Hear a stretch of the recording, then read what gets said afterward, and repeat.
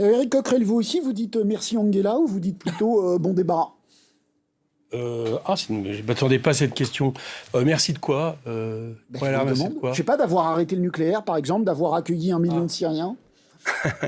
Je crois que les choses sont un peu plus compliquées que ça. Alors, sur le nucléaire notamment, parce qu'il y a arrêt du nucléaire, mais il y a un développement pas mal des mines de lignite, etc. Mais plus globalement, surtout au niveau de l'Europe, et c'est pas nouveau, c'est pas juste sous sa présidence.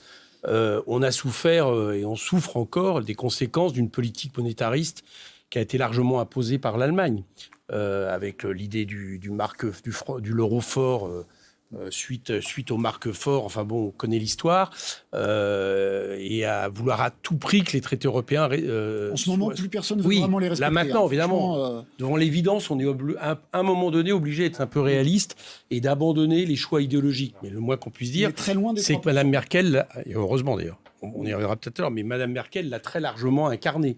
Donc, ni merci, ni bon débarras. Voilà, c'est ça, on va dire ça. Ouais. Très bien, bonsoir Par à contre, vous. il faut rompre avec les traités, ça je crois que c'est nécessaire, parce qu'on vient de prouver que pour faire face à la crise du Covid, il a fallu, comme vous le dites, exploser cette barre des 3%, qui est une barre théorique qui ne veut pas dire grand-chose. Et on voit bien qu'on ne pourra pas relancer une Europe qui soit celle de la transition écologique, qui soit celle, j'allais dire, d'une véritable Europe de coopération pour l'emploi, etc., si on reste dans le cadre des traités. Ça, c'est la réalité. Et c'est pas que Mme Merkel, Monsieur Macron les défend aussi. Bonsoir à vous, je ne vous ai pas salué. Vous êtes on a oublié. député insoumis de Seine-Saint-Denis, Éric Coquerel. Et bonsoir Marion Mercier, ravi de vous accueillir dans cette émission. C'est vous ce soir qui serez l'intermédiaire de nos observateurs citoyens que vous allez nous présenter maintenant, si vous le voulez bien. Mais oui, d'abord bonsoir Gilles et bonsoir à vous Éric Coquerel. Effectivement, vous connaissez le principe de l'émission. Ce sont des Français qui vous interpellent, vous interrogent. Alors ce soir, on est désolé, on n'a que des hommes. Je vous les présente. Lionel Tiffrit est chef d'entreprise en Alsace. Il est fabricant de luminaires, de mobilier urbain. Avec lui, nous avons parlé de l'agression de la policière municipale, vous savez, à La Chapelle-sur-Erdre, et de la manière dont la France combat le terrorisme. Et selon lui, vous verrez, on est très loin du compte. On accueillera aussi Théophile Maternic. Alors lui, il est étudiant en droit à Paris. On lui a demandé s'il était temps, enfin, peut-être, d'enlever le masque à l'extérieur. On a aussi interrogé Antoine Demeyer, un habitué de l'émission, conducteur de bus à Annecy, qui n'est pas tendre avec vous, Éric Coquerel, pas vous particulièrement, mais avec les politiques en général. Il vous interpellera sur votre ego, comment dire, peut-être un petit peu surdimensionné. Et puis en direct avec nous depuis Lille, Nicolas Salingro, il est fleuriste. Bonsoir. Il nous dira, bonsoir à vous, vous nous direz ce que vous pensez de la vaccination et surtout savoir s'il faut la rendre obligatoire. À tout à l'heure, Nicolas. Merci Marion, à tout à l'heure Nicolas. Éric Coquerel, Thierry Dupin, le forcené, a été condamné 4 fois pour violence conjugale. À sa demande, il purgeait sa peine sous bracelet électronique. Est-ce que vous comprenez qu'on puisse trouver la justice laxiste ? Je comprends qu'on puisse trouver, notamment par rapport à la question des féminicides, qu'il y a un vrai problème dans l'accompagnement, dans le suivi notamment des gens qui sont auteurs de ces violences. Je rappelle que c'était normalement la grande cause du quinquennat. Aujourd'hui, ça représente 0,01% du budget de l'État. Madame Schiappa avait promis 1 milliard. On n'en a même pas la moitié en réalisé, d'accord ? Et moi, je veux bien qu'on me dise que tout n'est pas dans les budgets, mais enfin, quand même, là, si, justement. C'est-à-dire pour faire en sorte que ces personnes-là soient suivies, qu'elles soient y compris, parce que c'est un autre problème pour certains, je crois notamment le dernier en date, suivi d'un point de vue de la psychiatrique quand c'est nécessaire. On sait qu'on a, je crois qu'on a perdu 30 000 lits de psychiatrie en quelques décennies. Le moins qu'on puisse dire, c'est qu'il manque des moyens. Donc pour vous répondre, moi, c'est pas telle ou telle personne dans la justice ou telle personne dans la police, parce que si j'ai bien compris, à Yange, c'est pas tant que la police, c'était aussi le problème de faire suivre les dossiers, mais c'est plutôt les moyens pour justement permettre que... Mais là, les moyens, ils étaient là. Enfin, on dit que la justice manque de moyens électroniques. Bien sûr qu'il manque de moyens. Non, mais il manque pas. C'est pas seulement le problème de bracelet. Non, mais on dit souvent que des gens voudraient avoir leur peine à commander sous bracelet électronique et ne peuvent pas faute de bracelet. Là, un bracelet, il y en avait un. Oui, là, il y avait un bracelet. Donc, il a fait, si j'ai bien compris, à 4 reprises, il s'en est pris à son ex-compagne. Il était suivi, il avait un bracelet. Maintenant, je crois aussi comprendre qu'il avait été suivi pour des troubles psychologiques, psychiatriques importants. C'est peut-être là aussi que le bas blesse, c'est-à-dire ce suivi-là. Là, par contre, je pense qu'il manque de personnel en France parce qu'on n'a pas arrêté de renier les budgets. Voilà, je vous dis encore une fois, ce que je constate, je vous donne les chiffres. 1 milliard de prévus, 557 millions de réalisés, et encore là-dedans, il y en a 75% qui sont des dépenses qui concernent l'international. Donc le gouvernement n'a pas mis l'argent dont il avait dit qu'il le mettrait sur la question des féminicides et des violences faites aux femmes.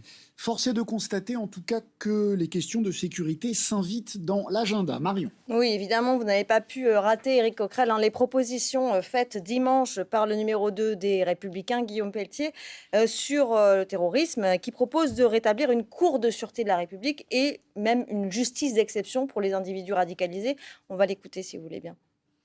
L'idée, c'est de créer une justice exceptionnelle. Sans appel Possible.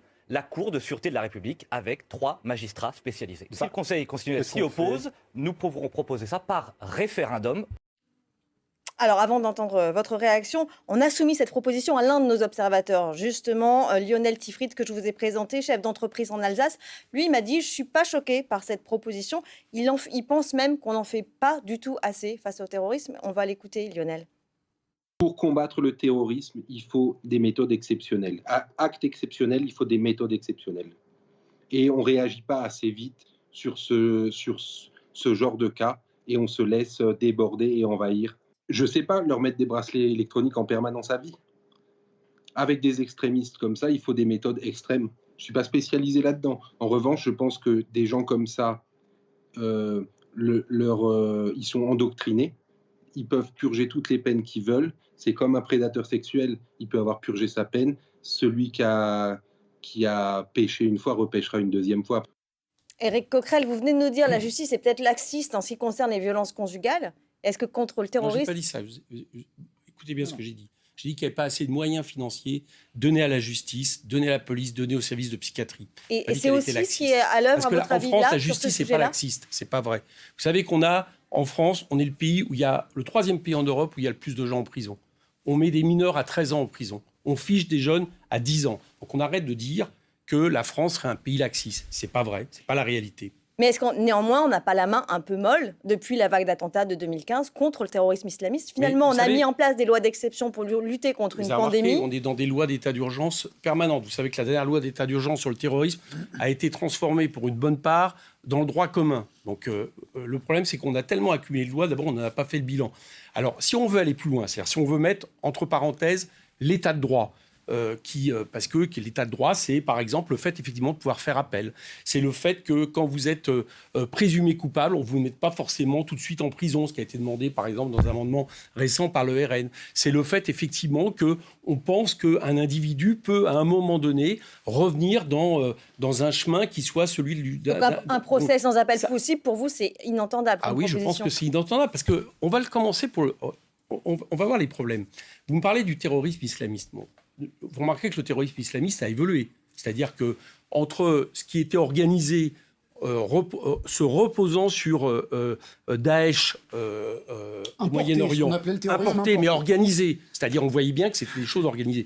Et ce qu'il est devenu récemment, c'est-à-dire plutôt des individus isolés qui, à un moment donné, pour certains, projettent dans ce genre de doctrine des pulsions violentes, meurtrières, etc., qui n'en sont pas moins dangereuses, que je ne récuse pas du tout la dangerosité, mais vous voyez bien qu'il a évolué.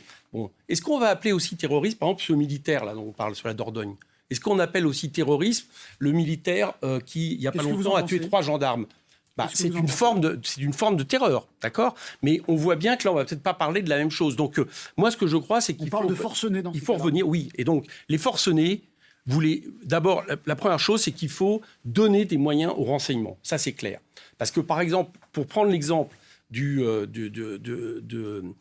ce forcené de l'Auvergne qui avait tué 3 gendarmes, qui était un survivaliste d'extrême droite, d'accord? Ou pour prendre l'exemple de tueurs récents se revendiquant du fondamentalisme islamiste.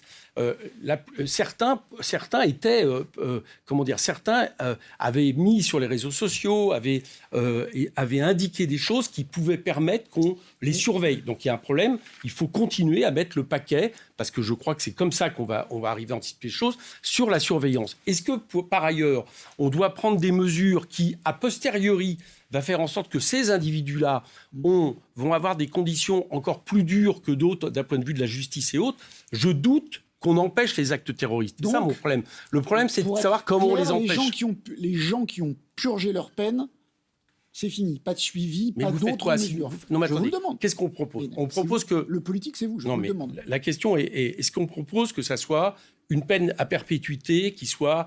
qu'on ne puisse pas diminuer. Est-ce que c'est ça la proposition? Mais vous allez voir, dans ces cas-là, on va l'étendre considérablement dans notre société. Parce qu'il va y avoir... là, on parle de terroristes. À un autre moment, on va parler de personnes qui s'en prennent aux policiers. D'ailleurs, il y en a certains qui l'ont proposé. Je ne crois pas que on va résoudre cette question par une surenchère sécuritaire qui va... Enfin, on va faire semblant de soigner les effets, mais en réalité, on ne va jamais soigner la cause. Et la cause, d'abord, pour les questions de terrorisme, je vous le dis, c'est du renseignement. Mais même de soupçons avérés, comme pour reprendre les mots de Guillaume Pelletier, sur la base de soupçons de radicalisation, c'est pareil, on ne fait rien. Non, mais quand vous dites le renseignement... Le renseignement, c'est repérer des gens qui potentiellement pourraient un jour passer à Mais même ça, c'est peut-être insuffisant. Il y en a plein qui peuvent passer à travers le filet de ce renseignement-là. Il y a toujours un moment donné, mais vous savez, c'est toujours le problème de choix dans une société entre la question de la liberté et la sécurité. D'accord, c'est un débat vieux comme le monde. L'état de droit, ça permet aussi de vivre libre. Bon. Et il faut à certains moments trouver, c'est les lois qui doivent le réguler, des conditions qui permettent aussi qu'on vive dans une sécurité maximale. On ne pourra jamais vivre dans une sécurité totale pour plein de raisons qui sont peut-être inhérentes à la vie sociale telle qu'on est. Mais donc, mesures, attendez, non, mais vous l'avez dit, je voudrais vous poser une question politique. On sent monter, que vous le vouliez ou pas, on sent monter dans l'opinion une très forte demande de sécurité, y compris... c'est compliqué autrement, on ne parle que de ça. C'est pas vrai. Mais si, on ne parle que de ça. Excusez-moi, je suis invité. Moi, par exemple, j'étais il y a la semaine dernière... Je peux vous poser ma question? Je vous pose la question. J'étais la semaine dernière en train de défendre les salariés d'une entreprise où il y a 210 licenciés d'un coup. Ça, c'est de la faute des journalistes. Non, je vous dis... Faites tous les sondages que vous voulez, vous apercevez que le problème, François, c'est l'emploi. Eh bien, moi, quand on m'invite, on me fait parler très rarement de l'emploi. On me fait rarement parler d'une boîte qui va fermer parce que vous avez un fonds de pension qui décide de fermer. Donc, je vous dis, on va parler de beaucoup de choses. Par ailleurs, je voulais que je vous dise mon avis. Mais moi, je pense que si je vous avais pas, moi, arrêté pour vous parler de PPG, c'est cette entreprise qui est PPG, une entreprise, ex-Hutchison, 210 salariés qui, du jour au lendemain, sont virés de leur boîte par une entreprise de fonds de pension qui va faire des bénéfices. D'ailleurs, si je ne vous interrompais pas là, je pense que vous ne m'auriez pas posé la question pour l'émission. Donc, ce que je vous dis, c'est que il y a un moment donné aussi où on met sur la table, et c'est un vieux classique avant chaque élection, la question sécuritaire plus que par exemple la question de l'emploi. Notamment vous. Notamment vous. Je pense qu'on va y passer l'émission. Il a été arrêté. J'ai entendu les invités depuis tout à l'heure. Il a été arrêté il y a 1 heure, l'invité. Je ne dis pas, mais c'est normal. Quand je dis vous, c'est pas vous personnellement. Je dis toute émission où je suis invité, je suis souvent invité. Et après, on me dit mais vous vous rendez compte, les Français. Évidemment, quand vous voulez. Alors, je vous le dis. Je vous le dis. Peut-être que c'est de la faute des journalistes, mais enfin, c'est un fait. On sent monter dans l'opinion une très forte demande de sécurité, y compris et peut-être surtout dans les classes populaires. Comment la gauche et la gauche radicale dont vous faites partie doit-elle y répondre? Est-ce que demander plus de moyens, ce que vous avez fait, est-ce que vous pensez que ça suffit? Alors moi, ce que je crois, d'abord, il faut résoudre tous les problèmes de sécurité de manière globale. Et la première insécurité, je vous le répète, elle est sociale. D'accord? Elle est sociale. Elle est le fait que le chômage est en train d'augmenter dans ce pays, la suppression d'emplois ne fait qu'augmenter, les services publics ont été en régression dans des quartiers populaires pendant des décennies. Donc d'abord, elle est sociale. Ensuite, il faut regarder les causes de ce qui, justement, fait en sorte qu'il y a une insécurité qui monte. Par exemple, on va en parler tout à l'heure, cause concrète, le trafic de drogue. Ça, c'est concret. Donc comment on fait face au trafic de drogue? Parce que pour le coup, c'est le fléau numéro 1. Par exemple, dans mon département populaire de la Seine-Saint-Denis. Le fléau numéro 1 de la Seine-Saint-Denis, c'est pas un soi-disant séparatisme islamiste, c'est le trafic de drogue. Vous avez réservé un débat pour en parler. Mais vous me posez la question, donc je vous le dis. Après, on met les moyens, justement, qui permettent à un moment donné de baisser la tension par rapport, j'allais dire, à tout ce qui est montée des tensions. Et on essaie plus de... À aucun moment, parce que vous dites, en gros, c'est du social, il faut plus de moyens. Non, je ne vous dis pas que ça. Mais la question de la pertinence de la réponse pénale, A priori, elle ne se pose pas. Tout va bien au niveau de la réponse pénale. Je vous répète qu'en France, je vous l'ai dit tout à l'heure, oui. il faut mettre plus de moyens à la justice.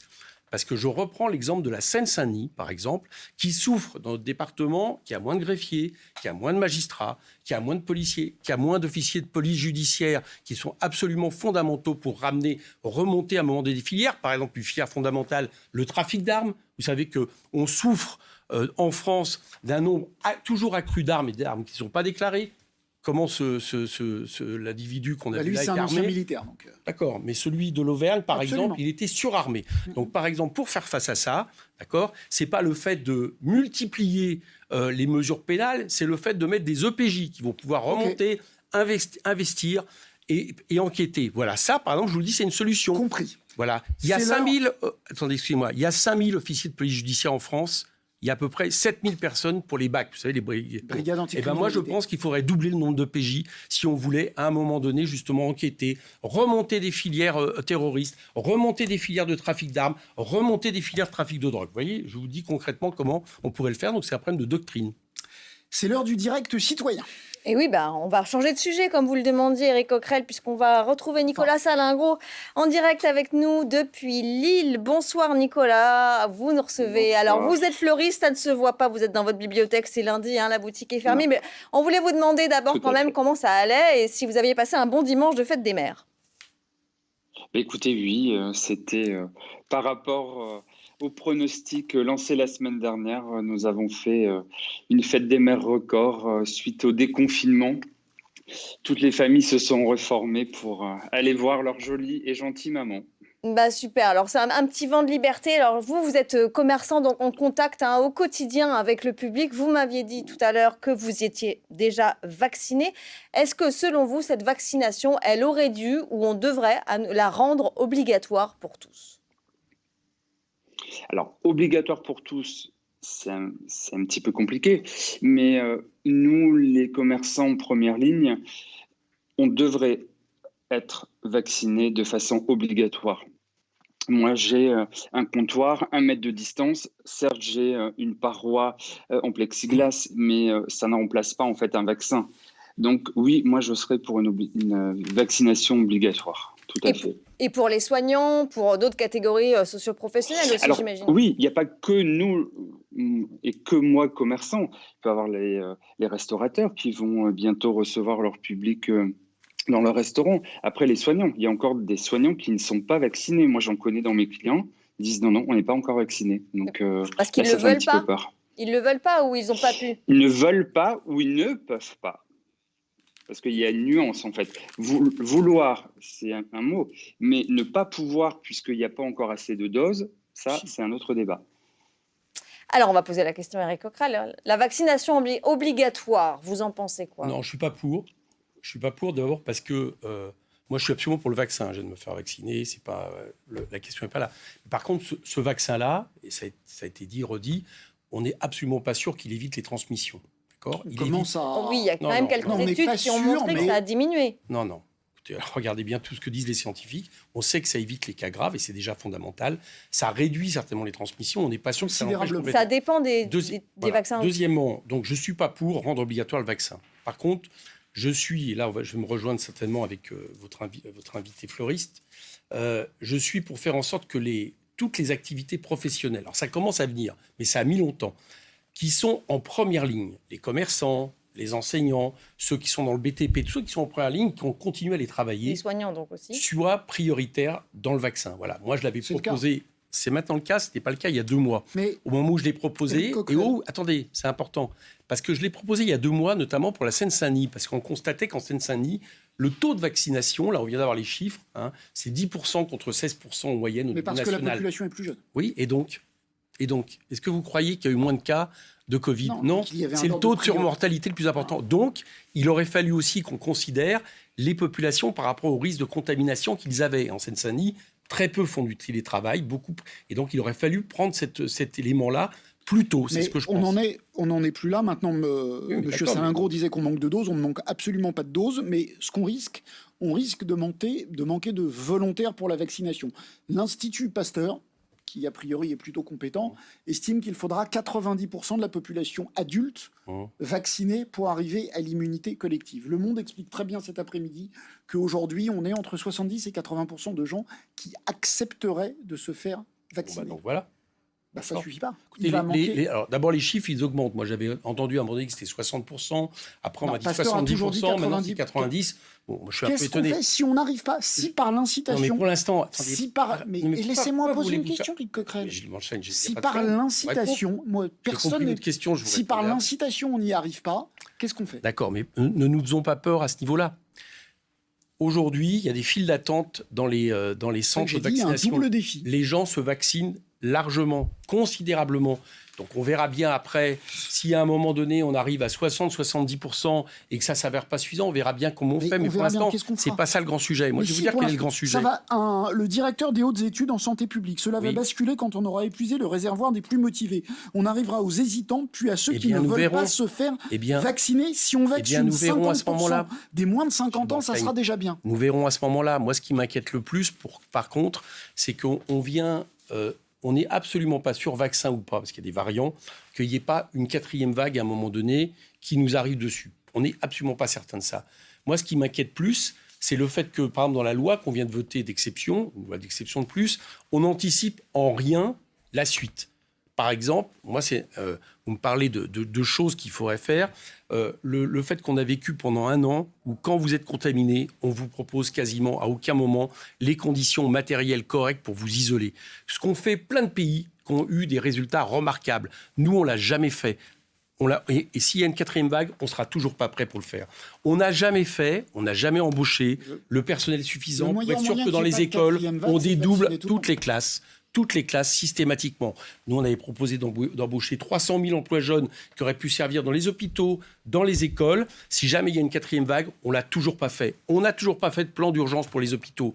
Non seulement on ne crée pas des lits, mais on a des projets d'hôpitaux, je pense notamment dans ma circonscription, le grand hôpital Paris-Nord, où on imagine supprimer encore des lits, au lieu de faire un grand plan d'urgence qui fasse qu'on ne se retrouve pas encore comme on a failli là, avec des saturations.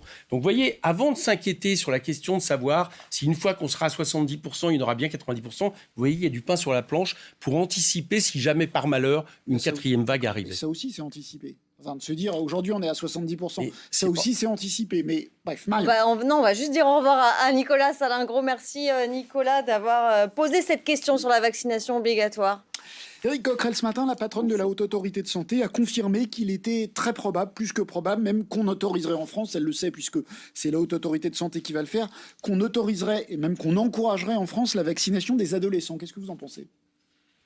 Si elle n'est pas obligatoire, et si c'est nécessaire, et si d'un point de vue médical, c'est prouvé qu'il n'y a pas de danger, j'ai pas de problème. Écoutez ceci.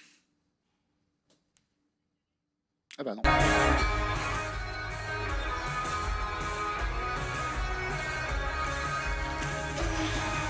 Alors, c'était un concert d'Indochine samedi, vous le savez. Marion qui fait un dur métier y était, c'était bien ? Oui, très bien. C'est plutôt un succès, ce concert test, comme une répétition du retour à la vie normale. Est-ce que vos préventions sur le pass sanitaire sont désormais dissipées ? Non, pas du tout. On pouvait très bien faire ce concert sans pass sanitaire. Donc non. Comment ? C'est très simple. Vous pouvez très bien, par exemple, décider qu'à un moment donné, vous faites des autotests aux personnes qui vont dans un concert de ce type-là. Mais c'est le principe du pass sanitaire, parce qu'il y a le PCR dans le pass sanitaire. Que le problème du pass sanitaire, c'est qu'on est en train de créer le fait que le pass sanitaire, c'est physique, d'accord ? C'est quelque chose qui vous dit soit vous avez eu un vaccin, soit vous avez été malade, soit vous avez un test PCR. C'est physique. Et en fonction de ça, on détermine si vous avez le droit de faire certaines activités ou pas. Moi, je pense que c'est extrêmement grave qu'on s'engage dans une société où, vu que peut-être qu'avec cette épidémie, on ne va pas être sorti si tôt de cette épidémie, ou peut-être qu'il y en aura d'autres à l'avenir, où on commence à déterminer en fonction de sa situation présumée face à la maladie, le fait d'avoir le droit de faire des choses. Donc vous préférez une société où il n'y a plus de rassemblement de 1000 personnes du tout pendant des années ? Vous m'avez entendu, c'est que je pense qu'il y a des alternatives au confinement à créer. Eh bien, par exemple, je vous dis, en Allemagne, ils ont énormément développé les autotests. Ça va très vite. Vous pouvez en quelques secondes tester si vous êtes malade ou pas, et vous pourriez très bien imaginer que ça vous permet tant que la maladie est d'avoir accès ou pas. À l'entrée du concert, oui, par exemple, ça serait une solution. Moi, je préfère ça. Non, mais c'est pour savoir.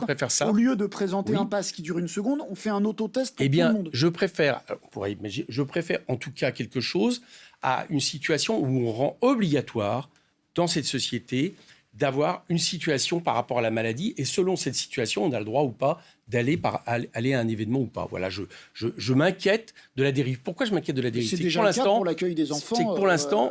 pour les enfants, c'est obligatoire. Rigolez ou quoi? Sinon, ils ne sont pas accueillis à l'école. Pas du tout. Il y a 13 vaccins obligatoires pour les enfants. Non, oui, là je parle par rapport au Covid.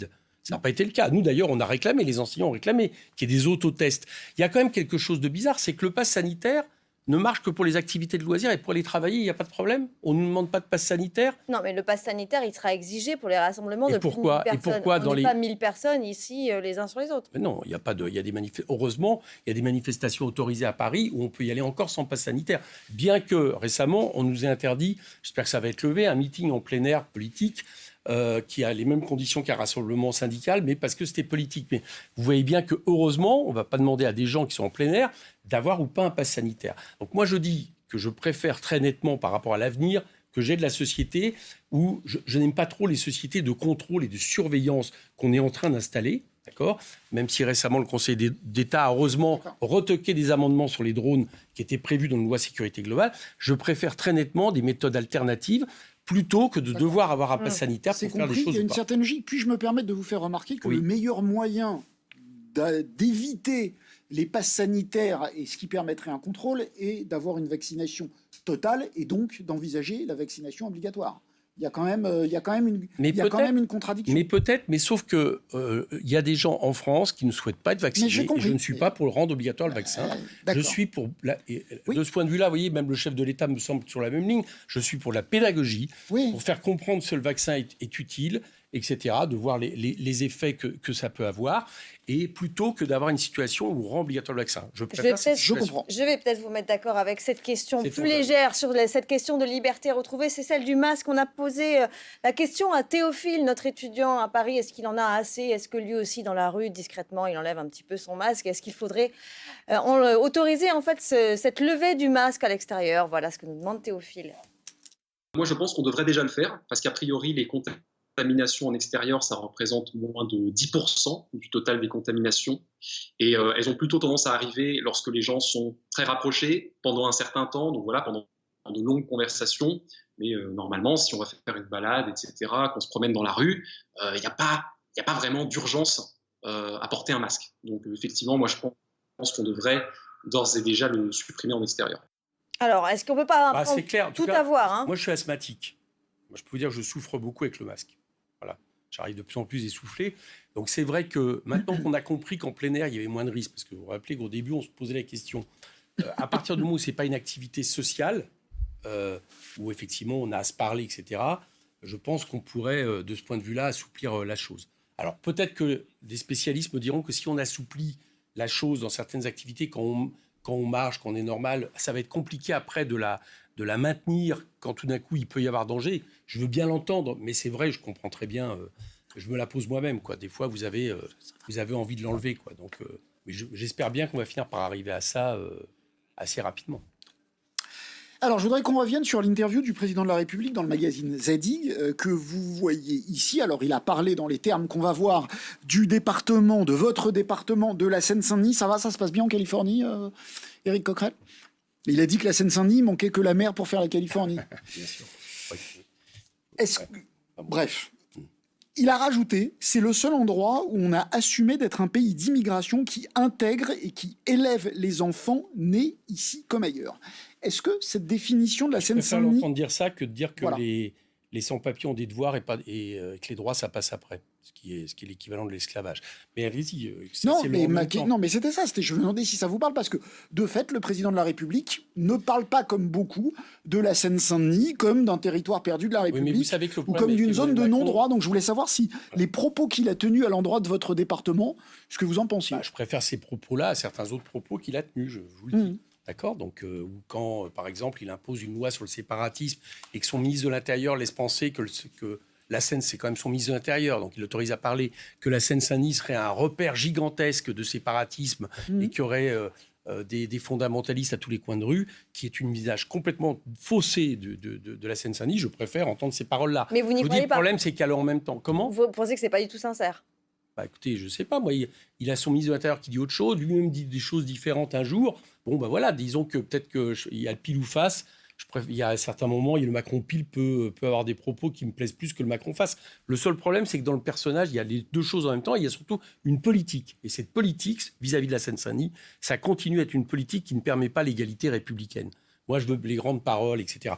Il a raison sur une chose, c'est que la Seine-Saint-Denis, c'est, je veux dire, la preuve vivante que la France, non seulement est un pays d'immigration, elle l'a toujours été, et qu'elle tire une partie de sa richesse de ce phénomène-là. Ça, c'est clair. Parce qu'en disant ça, il revient à ce qu'on disait à un moment, l'immigration est une chance pour la France. Oui. Il ne le dit pas, mais quand il dit chaque fois la Seine-Saint-Denis accueille les nouveaux arrivants, c'est un espace unique de transformation économique et sociale, ça veut dire ça. Et vous remarquerez d'ailleurs que ce n'est pas en Seine-Saint-Denis où les scores des organisations d'extrême droite sont les plus forts. Parce que les gens vivent une réalité qui n'est pas celle fantasmée que l'on vend par ailleurs, d'accord ? Donc oui, mais c'est la réalité. Sauf que, encore une fois, moi, derrière cette réalité, derrière cette vitalité, derrière l'énergie des associations, des collectifs en Seine-Saint-Denis, qui sont assez extraordinaires. Par exemple, au moment du premier confinement, vous savez que le préfet avait dit « je crains le fait qu'il y ait véritablement... un problème de faim pour des dizaines de milliers de personnes, FAIM. Bon, c'est les associations, les collectifs dans les quartiers qui ont largement supplanté l'État à ce niveau-là. Mais tout ça est bien, mais à partir du moment où il y a les moyens en termes de santé, de justice, d'école, pour justement faire en sorte que tous ces jeunes, toute cette diversité vivent réellement la République dans ce qu'elle doit être fondamentale, c'est-à-dire la question de l'égalité. Et ce n'est pas le cas. Et alors, ça, c'est sa politique qui ne le permet pas. Petite chronique de la vie militante parisienne un samedi après-midi, si je puis dire, à l'appel du diocèse de Paris, des fidèles catholiques commémoraient lors d'une procession les morts catholiques de la commune. Mais ça ne s'est pas du tout passé comme prévu. Regardez ces quelques images.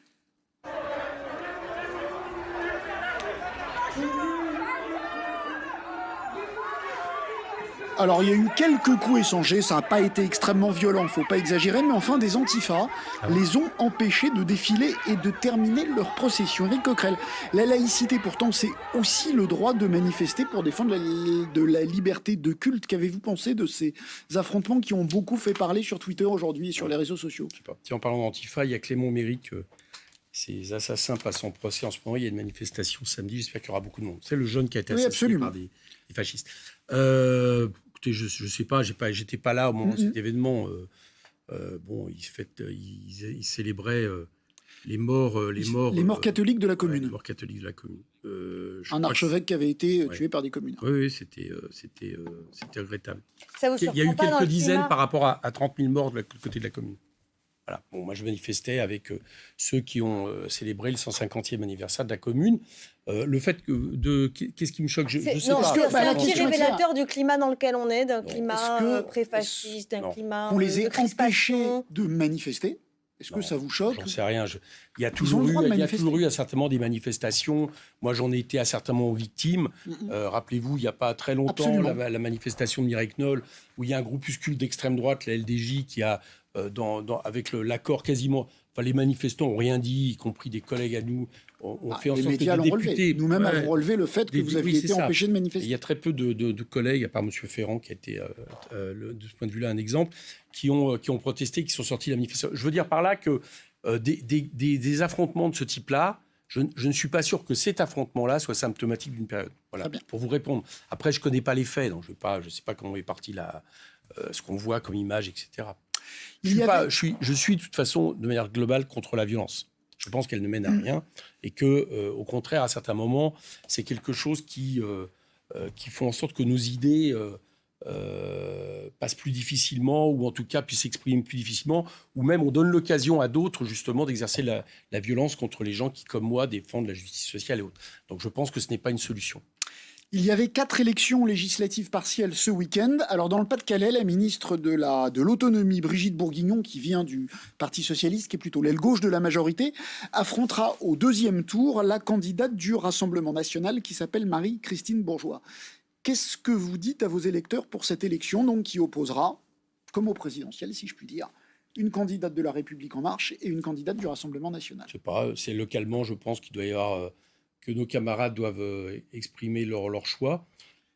Moi, écoutez, je vais être très clair avec vous, puisque vous me posez la question, on nous pose toujours la question vis-à-vis d'un duel Macron-Le Pen, etc.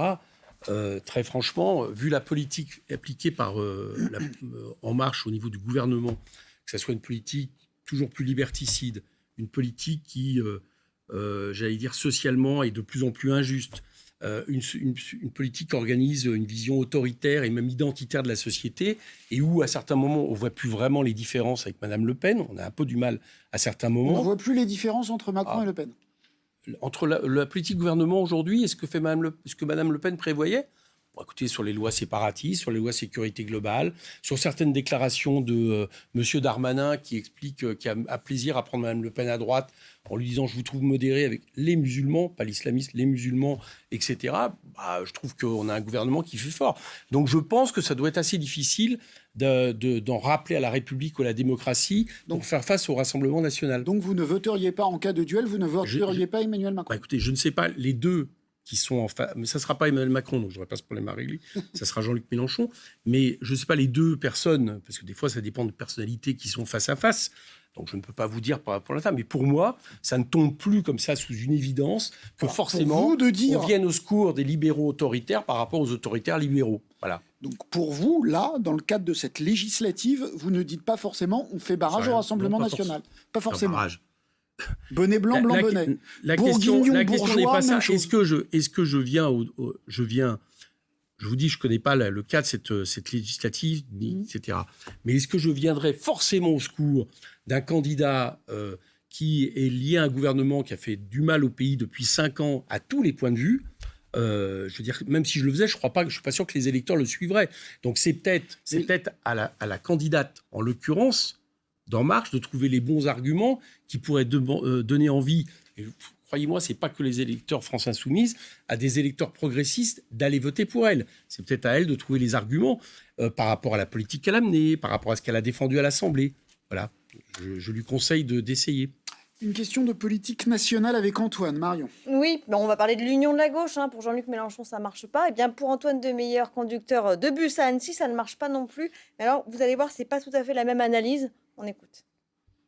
Après, oui, ils peuvent le faire, mais il faut vraiment trouver un candidat qui représente tout le monde. Mais surtout au niveau de l'ego. Au niveau de l'ego, ils sont tous pareils. Il n'y en a pas un pour rattraper l'autre de toute façon. C'est l'ego parce que même si vous prenez, quelqu'un de la France Insoumise, quelqu'un du Parti communiste ou vraiment des socialistes, il restera sur son parti, il ne voudra pas écouter les autres. Et ça, il y a un problème d'ego là-dessus. Et ça, tant qu'ils ne l'auront pas compris, ils n'avanceront pas. Comment va votre ego à vous, Éric Coquerel? Moi, ça va, j'ai un ego correct. De taille normale? Ouais, je pense, ouais. Mais c'est pas le problème. Je suis pas d'accord avec Antoine, que je salue.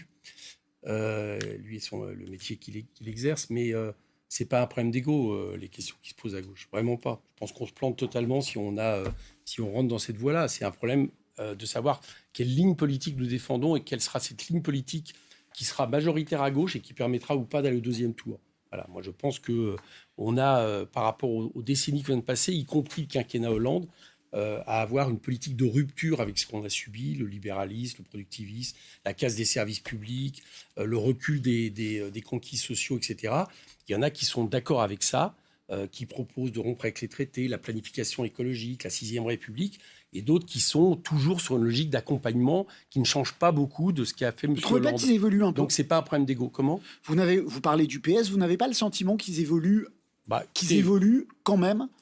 Plus personne n'est pour l'Europe austéritaire dont vous parliez. Tout le monde est pour la social-écologie. Je vous le dis, l'Europe, ça a toujours été le cas. À chaque fois qu'il y a eu des élections européennes, on avait le PS qui sortait en disant on veut une Europe sociale et écologique. Le seul problème, c'est qu'ils acceptaient tous les traités, y compris quand ils étaient au gouvernement, qui cadenassaient justement cette Europe comme un carcan libéral.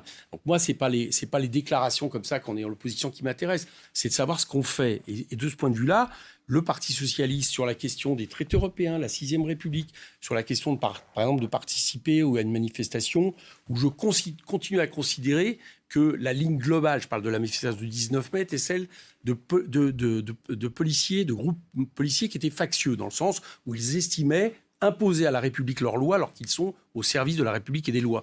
Le PS y a été. Je dirais qu'il n'y a pas que, mais le Parti socialiste y a été. Toute la gauche y allait sauf.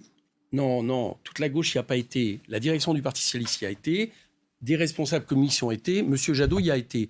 Monsieur Hamon n'y a pas été. Europe Écologie n'y a pas été. Nous n'y avons pas été. Et donc, ce qui est majoritaire à gauche, parce que je vous rappelle que le Parti socialiste n'est plus majoritaire à gauche, regardez les sondages exactement, et n'a pas été à cette manifestation. Et je peux vous assurer que depuis, vous avez vu qu'on fait un appel, j'étais un des initiateurs d'un grand appel qu'on fait pour les manifestations du 12 juin, pour les libertés, contre les idées d'extrême droite, je peux vous assurer que dans tout le milieu associatif, syndical et autres, on nous donne largement raison de ne pas avoir été à cette manif. Donc, on a des divergences. Alors, est-ce que ces divergences peuvent être résolues d'ici les prochaines élections ? Si elles le sont, elles me paraissent devoir être résolues sur une ligne de rupture. D'accord ? Et ce n'est pas un hasard que dans les sondages aujourd'hui, celui qui présente cette ligne de rupture à lui tout seul, si on regarde les sondages, a des résultats estimés qui équivalent à lui tout seul à l'entièreté à la somme de tous les autres résultats de gauche. Voilà, je pense qu'il faut l'entendre. Donc c'est peut-être au PS, à Europe Écologie, à d'autres, même le PC maintenant, de nous expliquer pourquoi Jean-Luc Mélenchon ne pourrait pas être leur candidat sur le programme de rupture. Si vous me dites qu'ils évoluent, ça veut dire que peut-être que notre programme leur semblera finalement le plus adéquat. Merci beaucoup Marion. De rien. On va parler un peu de politique étrangère. Emmanuel Macron dit, on va parler du Mali, si le nouveau régime malien issu du coup d'État, dans le coup d'État, est plus accommodant vis-à-vis de l'islam radical, on se retirera de l'opération Barkhane. Vous qui avez toujours été assez sceptique sur l'opportunité de cette intervention au Mali, est-ce que vous approuvez ces propos du président de la République ? Moi, ce que je voudrais surtout, c'est qu'il y ait un débat parlementaire le plus vite possible. On l'a demandé récemment avec Jean-Luc Mélenchon. Si, mais c'est important. Absolument. Parce qu'il faut faire le bilan. D'accord. On y a été pour des raisons. Est-ce que la situation était meilleure avant qu'on y aille que maintenant ? Je crains que non. Vous savez, j'ai été le regretté responsable de l'opposition malienne, M. Cissé, que j'ai rencontré juste malheureusement quelques temps avant qu'il décède du Covid, parce qu'il se trouve que j'avais aidé à le faire j'avais en tout cas intercédé auprès du gouvernement pour aider à ce qu'il soit libéré. Je veux dire, la situation qu'il présentait était une situation qui montrait que les choses... Faut-il se retirer ou pas Je vais vous laisser du temps pour débattre de drogue. Il faut qu'il y ait un débat. Oui, mais au vous Parlement. êtes un responsable politique. Qu'est-ce que vous répondez à cette question ? Moi, je pense une chose, c'est que si on n'arrive pas à montrer que notre présence là-bas aide d'une manière ou d'une autre, soit à éviter le pire, soit à maintenir un système, parce que c'est aussi une des raisons, qui fonctionne de manière non démocratique et avec des problèmes, je pense qu'on doit se poser effectivement le problème de la manière dont on va sortir de ce pays. Donc, je crois que c'est nécessaire. Vous êtes d'accord avec le président de la République ? C'est pas un gros mot de le dire. De partir ? Ah non, bien sûr. D'accord. Bien sûr. Mais je demande un débat au Parlement. Compris. C'est l'heure de la confrontation sur le problème de la drogue dont vous parliez tout à l'heure, Éric Coquerel. Alors, vous avez déposé avec plusieurs députés, c'est transpartisan d'ailleurs, il y a aussi des députés socialistes et des députés de droite, une proposition de loi visant à légaliser le cannabis, notamment pour lutter contre les trafics. Alors, on sait que la France est championne d'Europe de la consommation de cannabis. Est-ce pour autant une raison de légaliser cette drogue dite douce ? C'est l'objet de ce débat. Et pour en discuter avec vous, nous accueillons sur ce plateau un professeur de pharmacologie, chef de service de toxicologie à l'hôpital de Garches. Bonsoir Jean-Claude Alvarez. Bonsoir. Vous vous êtes opposé à ce que souhaite Éric Coquerel. Pourquoi ne faut-il pas légaliser le cannabis selon vous ? Tout simplement parce que c'est une drogue et c'est une drogue toxique. C'est pas quelque chose d'anodin, le cannabis. Il y a des constituants, le tétrahydrocannabinol, le THC, vous le connaissez, c'est des constituants toxiques. Je vais faire le point de tout ce qui est toxique. C'est du cannabis récréatif que vous voulez légaliser. Donc on va le prendre fumé, associé à du tabac, bien entendu. 75 000 non, il ne morts. veut pas légaliser que le cannabis récréatif. Non, mais là on parle quand même du cannabis récréatif. Oui. C'est 75 000 morts avec le tabac. On fait tout pour essayer de diminuer la consommation de tabac, et là, on va légaliser un produit que l'on consomme avec du tabac. Donc, je n'arrive pas bien à comprendre. Les troubles psychiatriques, anxiété, dépression, troubles schizophréniques, ça déclenche des schizophrénies, le cannabis. Il faut arrêter de dire que ce n'est pas vrai. Les troubles cognitifs, troubles de la mémoire, troubles de l'attention, ça s'appelle la drogue de la crétinisation. Vous commencez très tôt, vous avez des troubles à l'école et vous ne suivez plus l'école. Donc vous êtes dans un département qui, à mon avis, est fortement touché. Je ne suis pas sûr qu'en légalisant, on va résoudre les problèmes. L'alcool aussi, je pourrais vous dire. L'alcool aussi, bien entendu, mais on fait tout pour essayer de diminuer l'alcool aujourd'hui. Vous interdisez l'alcool ? Vous êtes pour interdire l'alcool, vous ? Pas du tout, mais on fait tout pour essayer de la diminuer. Interdire l'alcool ? Mais on fait tout 45 000 morts par an, vous n'êtes pas pour interdire l'alcool ? 75 000 du côté du tabac. Non, avec le tabac, on est d'accord. Vous êtes pour interdire la cigarette ? La cigarette, je veux dire... Interdire la cigarette. On n'a pas interdit la cigarette. Mais attendez, c'est pas parce qu'on a des substances... C'est pas parce qu'on a des substances qui sont autorisées que l'on doit automatiquement autoriser des drogues qui sont au moins aussi toxiques. D'accord ? On parle de cancer sur le tabac, il n'y a que ça. Le cannabis, il y a plein d'autres choses. Je vais finir, c'est une drogue qui tue. D'accord ? Sur la route, vous augmentez par 2 le risque d'avoir un accident mortel. L'alcool aussi, c'est vrai. Le cannabis, ça dure entre 8 et 13 heures. L'alcool, ça dure nettement moins. Vous prenez de l'alcool le soir, le lendemain matin, vous prenez votre voiture, il n'y a aucun problème. Le cannabis, vous avez toujours des problèmes. D'accord ? Ça tue au travail. Moi, je fais des analyses de gens qui tombent d'un échafaudage. On cherchait l'alcool avant, on ne trouvait pas d'alcool. Aujourd'hui, on cherche le cannabis, on trouve du cannabis. Ça dure entre 8 et 13 heures, le cannabis, les effets du cannabis. Donc, vous prenez votre petit joint le soir ou le matin, vous allez travailler, ce sera légal. Pourquoi pas ?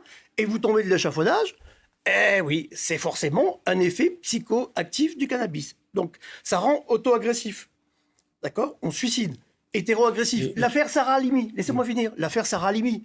L'auteur, il a consommé du cannabis, il fait un trouble délirant, il n'est pas fautif. Et là, donc, moi, je trouve ça inquiétant. Attendez, excusez-moi, mais là, la personne en Dordogne, là, qui a frappé 4 fois sa femme, il l'a fait sous effet de l'alcool. Dites quoi ?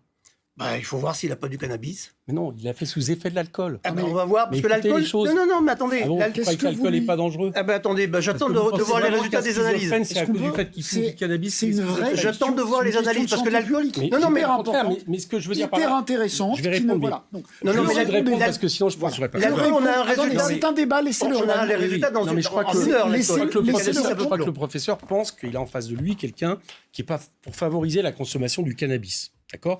Donc il est en train de me donner tous les arguments. J'ai pas fini les arguments. Non mais attendez, la femme enceinte, c'est un débat, il faut que vous le laissiez répondre. Donc vous êtes en train de me donner tous les arguments qui montrent que le cannabis est dangereux. J'ai pas de problème, le cannabis est dangereux. La seule chose que je ne suis pas d'accord avec vous sur sa dangerosité, comparée par rapport notamment à l'alcool, vous me dites en gros, un automobiliste qui prend le véhicule avec l'alcool, c'est moins dangereux que le cannabis. Ça, c'est votre responsabilité de le dire. Je pense qu'au niveau des chiffres, je pense qu'au niveau des chiffres, à mon avis, vous pouvez largement. Mais le problème n'est pas là. La question n'est pas là.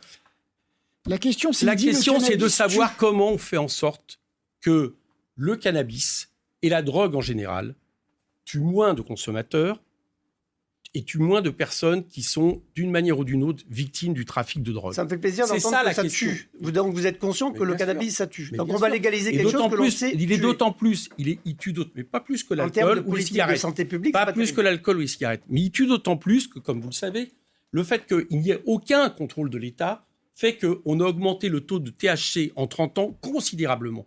On est passé à peu près de 5% à 20%.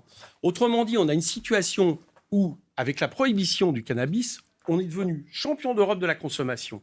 En 90, il y avait 4% de Français qui consommaient régulièrement le cannabis. Aujourd'hui, il y en a 11%. C'est de plus... Attendez, laissez-moi. C'est de plus en plus jeune. Je vais y aller. Mais comment pouvez-vous dire que c'est la faute de la prohibition ? Mais pour une bonne raison. C'est que tous les pays qui ont justement commencé à légaliser, l'État, du coup, a son mot à dire sur le taux de THC, qui est véritablement le problème majeur, justement, qui transforme une drogue douce en une drogue de défonce. Partout, la légalisation a entraîné une augmentation de la consommation. Vous dites faux. Vous dites au Canada, mais non, au Colorado, non, c'est faux. C'est faux. Vous dites des choses fausses. Mais vous dites des choses fausses. Bah si. Écoutez, vous avez peut-être vos chiffres, collègues. Le Canada, 14 à 16% d'augmentation. Vous avez aujourd'hui, à 16. C'est une augmentation, on a un pays où il y a 900 000 consommateurs réguliers de cannabis. Pharmacodépendants. 900 000 consommateurs réguliers de cannabis. Or, pourtant, la répression n'a pas cessé d'augmenter. Aujourd'hui, c'est 1 million d'heures de travail des policiers pour faire face au trafic. Mais vous l'avez dit tout à l'heure, on manque de C'est 150 000. On manque de moyens en France. C'est 150 000 venez-y vite parce que... Donc, je vais venir vite. Si on contrôle le cannabis, c'est-à-dire qu'il y a un contrôle de l'État du cannabis sur son taux de THC. Donc vous voulez que ça soit comme la CETA? Non, je veux que ça soit comme la CETA, comme une agence qui règle cette question-là, d'accord, qui justement peut en même temps accompagner ça d'une politique, parce que dans mon proposition de loi, il y a une politique de prévention à l'école systématique. Il n'y en a contre justement aucune prévention. Justement, c'est ce que je propose. Écoutez, c'est dans ma proposition de loi, lisez-la, monsieur. Mais on ne peut pas le faire sans légaliser. Je peux continuer. Donc, on fait une politique de prévention sociale. Les moyens que mettent aujourd'hui les policiers pour aller chercher les consommateurs, pour aller chercher les tout petits dealers, d'accord, qui seront libérés du fait de péril transformation. de leur vie, parfois. Absolument. Ils tuent aussi des policiers, le consommation. Les moyens qui font en sorte d'intervenir dans des quartiers où la vie est pourrie par le trafic de drogue. Dans ma circonscription, la vie des gens est pourrie par le trafic de drogue et pourtant la consommation ne continue pas à augmenter. Donc si on veut faire en sorte d'arrêter ça, eh bien, soit on pense qu'on va pouvoir un jour arrêter complètement la consommation de cannabis, et je n'y crois pas plus que l'alcool ou les cigarettes. Personne n'y croit. Je crois plutôt une situation où justement on contrôle ça, on a une politique de prévention, on a une politique de santé, on a une politique de réinsertion sociale, et les moyens qu'on va libérer par rapport à la police, on les met sur l'investigation, sur les douanes. Vous savez combien les douanes contrôlent de marchandises venant des pays étrangers? 95% sont jamais contrôlés. Donnons des moyens aux douaniers. Remontons les vraies filières de trafic de drogue. Il y aurait... Alors, tous les pays où ça a été légalisé, il n'y a jamais eu... C'est pas vrai, il n'y a pas un seul pays qui est revenu de ça. On n'a jamais cassé le marché parallèle. Mais c'est pas Non, vrai. mais attendez, mais laissez-moi répondre. Mais écoutez-vous. Mais c'est incroyable, ça. Non, écoutez-vous. Au Canada, on est passé en 2 ans, on a réduit Éric Coquerel, laissez-le répondre. vous avez vos chiffres, visiblement, je suis un scientifique, je pense avoir aussi des chiffres, visiblement peut-être aussi valables que les autres. Mais si. Mais c'est juste mon métier, je suis toxicologue, je suis toute la journée là-dedans, mais vous avez des chiffres plus importants que les miens. Non, mais il n'y a aucun doute là-dessus. Le Canada, 3 grammes de shit, $10 chez le licite, $25 dans le licite. Je comprends pas. Laissez-moi. $10 si vous l'achetez sur le marché illicite, $25 les 3 grammes sur le marché licite. Les gens, ils font quoi? Il y a 20%, il y a 20 à 30% des Canadiens qui vont dans le marché licite. Non, le marché illicite, il continue à exister. Mais bien sûr que oui. C'est 60%. Écoutez, il y a le 28 mai, je voudrais vous poser il y a un une dossier de question. presse qui vient de sortir du comité interministériel de lutte contre vous les n'arrivez pas à vous c'est français écouter. ça, avec des très bons chiffres. Allez le télécharger, vous verrez. Les gens que nous avons auditionnés Vous n'arrivez pas à vous écouter. Je voudrais vous poser 2 questions. Vous, qu'est-ce que vous répondez en 30 secondes quand il dit si c'est pas interdit, il y aura moins de trafic, on se tuera pas à coups de Kalachnikov en bas des bars de sa circonscription? C'est faux. Qu'est-ce que vous répondez à ça? C'est faux, il y aura toujours un marché illicite, parce que ce sera nettement moins cher sur le marché illicite. Je veux dire, les jeunes, ils continueront. Ça sera autorisé au moins de 18 ans? Ce sera autorisé au moins de 18 ans? Non. Donc les jeunes iront, je vous rappelle quand même, on est le premier consommateur de jeunes en Europe, ils iront toujours sur le marché illicite. Et on fera ce qui s'est passé en Uruguay. Qu'est-ce qui s'est passé? Le cannabis a diminué sur le marché illicite, maintenant c'est une nouvelle drogue de synthèse. Ils sont bourrés de... C'est pas vrai. En Il y a Uruguay, un transfert du cannabis sur d'autres drogues. Mais regardez ce qui se passe en Uruguay. Éric Coquerel, qu'est-ce que vous répondez à ceux qui disent... Je vais vous dire une chose. Non. Je vais répondre. C'est que si on continue comme ça, on a explosé la consommation de cannabis. Le cannabis est de plus en plus dangereux. D'accord. On a un nombre de morts chaque année de plus en plus important. Donnons des moyens à la police. Donnons des moyens à la police. Qu'est-ce que vous répondez à ceux qui disent que c'est choquant? Vous admettez que le cannabis est dangereux et que le cannabis fait des morts. Comment peut-on légaliser quelque chose qui fait des morts? De la même manière qu'aux États-Unis, il y a eu la politique de prohibition de l'alcool. D'accord? L'alcool faisait des morts. On a interdit l'alcool.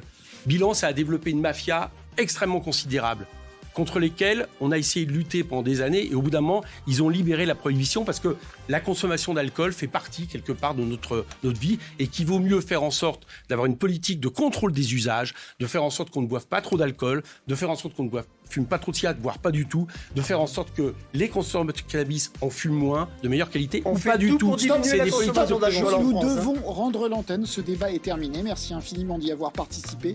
Question passionnante que nous n'avons pas réglée ce soir, mais enfin, ça, je m'en doutais un peu. Merci Éric Coquerel.